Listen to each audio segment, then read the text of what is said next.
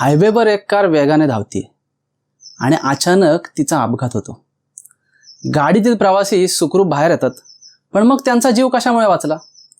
Airbag, seat belt की अजून काही? खरं तर या सगळ्यांच्या मागे असतो वाहनाचा सर्वात महत्त्वाचा भाग, चेसिस. आश्चर्य वाटलं? आज आपण जाणून घेणार आहोत चेसिस म्हणजे नेमकं काय, ते वाहनाला कसं मजबूत बनवतं आणि वेगवेगळ्या प्रकारच्या चेसिसमध्ये काय फरक असतो. नमस्कार, मी सुमित. आपण पाहताय महावोकेशनल चॅनल आणि आज आपण इयत्ता 10वी ऑटोमोबाईल या विषयाच्या पहिल्या सत्रामध्ये वाहनाच्या चेसिस फ्रेमबद्दल माहिती घेणार आहोत. या सत्रामध्ये आपण स्क्रीनवर दिलेली 2 कौशल्य आत्मसात केलेली असतील. यात तुम्ही चेसिसचे महत्त्व आणि चेसिसचे सामान्य सेक्शन कसे ओळखायचे ते शिकणार आहात. सोबतच आपण या सत्राचे स्वाध्याय देखील सोडवणार आहोत. बरं, आपण यात आता काय काय शिकणार आहोत ते पाहू. चेसिसचे आवश्यक पूर्वज्ञान, वर्गीकरण ज्यात ते इंजिन फिटिंगनुसार, ड्राईव्हनुसार आणि कन्व्हेन्शनल आणि इंटिग्रल इत्यादी प्रकारानुसार आपण पाहणार आहोत. सोबतच चेसिस फ्रेमचे फायदे, तिचे तोटे आणि त्याचे सेक्शन्स आणि शेवटी फ्रेमवर येणारे भार म्हणजेच लोड्स याविषयी तुम्हाला शिकायला मिळेल. ही आकृती पहा. या आकृतीत चेसिसचा टॉप आणि साईड व्ह्यू दिसतोय, ज्यात तिचे वेगवेगळे मेंबर्स जसे की लॉंग मेंबर्स, साईड मेंबर्स व क्रॉस मेंबर्स दिसत आहेत. याबद्दल पुढे आपण सविस्तर माहिती घेणार आहोतच. एखाद्या वाहनामध्ये चेसिसचे महत्त्व काय असते, तर वाहनाला संरचनात्मक आधार देणे, जेणेकरून ते वाहन एकत्र बांधून राहील. पण समजा कधी अपघात झालाच तर वाहनाला व सर्वात महत्त्वाचं म्हणजे आतील प्रवाशांना कमीत कमी इजा होईल किंवा ती इजा होणारच नाही याची खात्री करणे. याच गोष्टी चेसिसला कोणत्याही वाहनात महत्त्वपूर्ण बनवतात. बरं, असा कोणी प्रश्न विचारला की चेसिस म्हणजे काय, तर काय सांगाल? चेसिस म्हणजे वाहनाचा खालील भाग असून यात फ्रेम म्हणजे सांगाडा, यंत्र जसे की इंजिन, इतर यंत्रणा आणि चाक याचा समावेश असतो. आता पुढे इंजिन फिटिंगनुसार चेसिसचे वर्गीकरण पाहूयात. पहिलं आहे फुल फॉरवर्ड चेसिस. यात इंजिन ड्रायव्हरच्या केबिन बाहेर बसवलेले असते आणि वाहनाच्या एकदम पुढच्या भागात बसवलेले असते. जुन्या कार्स, जुने टाटा ट्रक्स, डंपर्स यांच्या चेसिसमध्ये ही रचना बघायला मिळते. ही ट्रक पहा, ही टाटाची ट्रक आहे आणि बऱ्यापैकी नवीन आहे, पण यात फुल फॉरवर्ड चेसिस बसवलेले आहे. Semi forward chassis. Semi forward चेसिसमध्ये इंजिनचा अर्धा भाग ड्रायव्हरच्या केबिनमध्ये आणि अर्धा इंजिन कंपार्टमेंटमध्ये असतो. या फोटोमध्ये तुम्ही पाहू शकता की टाटाच्या काही टेम्पो आणि ट्रक्समध्ये ही चेसिस असते. बस चेसिस. या चेसिसमध्ये संपूर्ण इंजिनच ड्रायव्हर केबिनमध्ये असते. इथे जे इंजिन कव्हर दिसतंय त्याच्या खाली संपूर्ण इंजिन बसवलेले आहे. इंजिन समोर चेसिस. आता हे इंजिन समोर म्हणजे नक्की काय, तर याची रचना आहे ती फुल फॉरवर्ड सारखीच असते, पण यामध्ये मागील चाकांऐवजी पुढील चाकांना इंजिनची ताकद दिलेली असते. यामुळे लांब लचक प्रोपेलर शाफ्टची गरज लागत नाही आणि गिअर बॉक्स व डिफरन्शियल गिअर एकाच जागी बसवता येतात. ही सिट्रॉन 2CV पहा. ही सिट्रॉन कंपनीने बनवलेली गाडी आहे. या गाडीमध्ये अशी अरेंजमेंट होती की ज्यामध्ये इंजिन समोर चेसिस अशी रचना होती.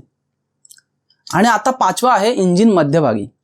यात इंजिन चेसिसच्या मधोमध बसवल्यामुळे चेसिसच्या वरची सगळीच्या सगळी जागा आपण वापरू शकतो. आता ही जी तुम्ही बस पाहताय तिचं नाव आहे रॉयल टायगर वर्ल्ड मास्टर बस आणि ही लेलँड, अशोक लेलँड नाही हा, फक्त लेलँड कंपनीने बनवलेली बस आहे.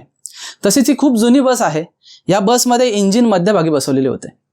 पुढे आपण पाहणार आहोत ड्राईव्हनुसार चेसिसचे वर्गीकरण. यात 4 प्रकार असतात. त्यातील पहिला अंक चाकांची एकूण संख्या दर्शवतो आणि दुसरा अंक एकूण किती चाकांना इंजिनची ताकद दिली आहे ते दर्शवतो. यामध्ये 4/2 म्हणजेच 4 चाके आणि त्यापैकी 2 चाकांनाच ड्राईव्ह म्हणजे शक्ती दिलेली असते. याप्रमाणेच पुढे 4/4, 6/2, 6/4 असे प्रकार पाहायला मिळतात. हे काही मजेशीर फोटो पहा. यानंतर पाहूया कन्व्हेन्शनल चेसिस फ्रेम म्हणजेच पारंपरिक चेसिस. ही चेसिस सर्व जुन्या वाहनांमध्ये पाहायला मिळेल. हल्ली मोठ्या कमर्शियल वाहनांमध्येच ही चेसिस बघायला मिळते. या चेसिसमध्ये चॅनल सेक्शनचा वापर करून मुख्य भाग बनवला जातो. तसेच आय सेक्शन, बॉक्स सेक्शन आणि ट्युब्युलर सेक्शन वापरून आतील इतर मेंबर्स म्हणजे भाग बनवले जातात व नंतर एकत्र जोडले जातात. मित्रांनो, कन्व्हेन्शनल चेसिसचे काही तोटे असल्याने वाहन उत्पादकांनी इंटिग्रल चेसिस फ्रेम म्हणजेच आधुनिक चेसिस विकसित केली.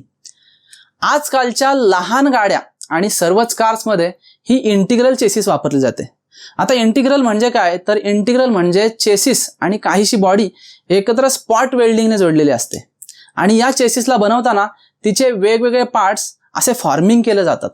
म्हणजेच अशा हायड्रॉलिक प्रेसमध्ये त्यांना आकार दिला जातो आणि नंतर यांची वेल्डिंग करून इंटिग्रल चेसिस बनवली जाते. आता ही स्पॉट वेल्डिंग म्हणजे काय असते, तर 2 इलेक्ट्रोड असतात. त्या इलेक्ट्रोडच्या मध्ये 2 पत्रे ठेवले आणि त्याला जर आपण चिकटवले तर विद्युत धारेचा औष्णिक परिणाम बघायला मिळतो आणि तिथे त्या 2 पत्रे वितळून एकमेकांना जोडतात आणि त्यालाच आपण बोलतो स्पॉट वेल्डिंग. आता आपण इंटिग्रल चेसिस फ्रेमचे फायदे जाणून घेऊयात. पहिला फायदा असा आहे की याचं जे बॉडी फ्लोअर असतं ते लॉंग आणि क्रॉस मेंबर सारखं काम करत असल्याने त्याची किंमत कमी होते. लॉंग आणि क्रॉस मेंबर्स सेपरेट लावायची गरज नसते. दुसरा फायदा असा होतो की बॉडीवरील जागेचे कार्य चेसिस फ्रेम प्रमाणे होते, त्यामुळे अधिकचे जे क्रॉस मेंबर्स गरजेचे नसतात आणि त्यामुळे वजन कमी होते. तिसरा आणि शेवटचा फायदा, खालची फ्रेम वगळल्यामुळे गुरुत्वीय केंद्र खाली सरकते आणि त्यामुळे अधिक स्थिरता मिळते. म्हणजेच काय, तर सेंटर ऑफ ग्रॅव्हिटी खालच्या बाजूला असल्यामुळे गाडी स्टेबल होते. इंटिग्रल चेसिस फ्रेमचा तोटा एकच आहे, जर अपघात झाला तर संपूर्ण चेसिस फ्रेम दुरुस्त करणे अवघड होते आणि वाहन पूर्णपणे संतुलित करता येत नाही.